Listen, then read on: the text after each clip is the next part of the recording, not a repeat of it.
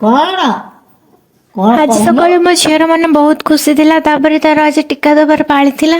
ତ ବାପା ସକାଳୁ ଗାଡ଼ି ବାହାର କରିଦେଲେ ଆଉ ବୋଉ ତାକୁ ନେଇକି ଗଲେ ଭାରି ଟୀକା ଦେବା ପାଇଁ। ଆଉ ସେ ଆସିବା ଭିତରେ ମୁଁ ରୋଷେଇ ସାରିଦେବି ବୋଲି ଭାବିଲି। ତ ସେଥିପାଇଁ ଆଗ ଡାଲି ବସେଇଦେଲି ମାଙ୍କ ପାଇଁ। ତ ସେ ଚିକେନ ଖାଉନାହାନ୍ତି, ତ ତାଙ୍କ ପାଇଁ ଡାଲି ବସେଇଦେଲି। ଚିକେନ କରିବା ପାଇଁ ଏଠି ପିଆଜ ଅଦା ରସୁଣକୁ ଭଲ ଭାବରେ ପେଷ୍ଟ କରିଦେଲି। ଆଉ ମସଲା କଷିବା ପାଇଁ ଏଠି ଫାଷ୍ଟ ପିଆଜ ଅଦା ରସୁଣ ପେଷ୍ଟ ଦେଲି। ତାପରେ ଏଠି ଲଙ୍କାଗୁଣ୍ଡ, ହଳଦୀ ଗୁଣ୍ଡ, ଚିକେନ ମସଲା ଆଉ ଗରମ ମସଲା ଦେଇକି ତାକୁ ଭଲ ଭାବରେ କଷିଦେଲି। ଟିକେ ଟାଇମ୍ ଏମିତି କଷି ନେଲା ପରେ ସେଥିରେ ପାଣି ଦେଇକି ବି ଟିକେ ଟାଇମ୍ କଷି ନେଲି। ତ ମସଲାଟା ମୋର କଷି ହେଇଗଲା ପରେ ସେଥିରେ ଚିକେନକୁ ଧୋଇକି ଦେଇଦେଲି। ସବୁ ଚିକେନ ଦେଇ ସାରିଲା ପରେ ସେଥିରେ କିଛି ଆଳୁ କାଟିକି ବି ଦେଇଦେଲି। ତ ଆଳୁ ଆଉ ଚିକେନକୁ ଟିକେ ଟାଇମ୍ ଏମିତି କଷି ନେଲି।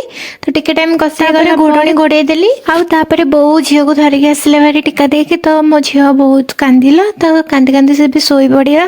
ତ ତାକୁ ଶୋଇ ଦେଇକି ମୁଁ ଏପଟରେ ମୋ କାମରେ ଲାଗି ପଡ଼ିଲି। ତ ଚିକେନଟା ମୋର କଷି ହେଇଯାଇଥିଲା। ତାପରେ ସେଥିରେ ପାଣି ଦେଇଦେଲି ଆଉ ତାକୁ ସିଝିବା ପାଇଁ ଛାଡ଼ିଦେଲି। ଆମର ବିଲ କାମ ହେଉଛି, ତ ସେଥିପାଇଁ ବାପା ଗୋଟେ ଜାଗା ମାଗିଲେ ଆଉ ସାର ଆଉ ଜାଗାଟେ ନେଇକି ସେ ଗଲେ ହାରି ବିଲକୁ। ଆଉ କିଛି ସମୟ ଗଲା ପରେ ମୋର ଚିକେନ ତରକାରୀ ବି ହେଇଯାଇଥିଲା। ଆଉ ସମସ୍ତଙ୍କୁ ଖାଇବାକୁ ଦେଇଦେଲି ଆଉ ମୁଁ ମିଳିକି ଖାଇଦେଇଥିଲି। ଆଉ ଆପଣମାନଙ୍କୁ ମୋ ଭିଡ଼ିଓଟା କେମିତି ଲାଗିଲା କମେଣ୍ଟରେ ଜଣାନ୍ତୁ। ମୋ ଭିଡ଼ିଓକୁ ଗୋଟେ ଲାଇକ୍, ମୋ ଚ୍ୟାନେଲକୁ ସବସ୍କ୍ରାଇବ୍ କରନ୍ତୁ। ଦେଖା ହେବା ନେକ୍ସଟ ଭିଡ଼ିଓରେ। ଜୟ ଜଗନ୍ନାଥ।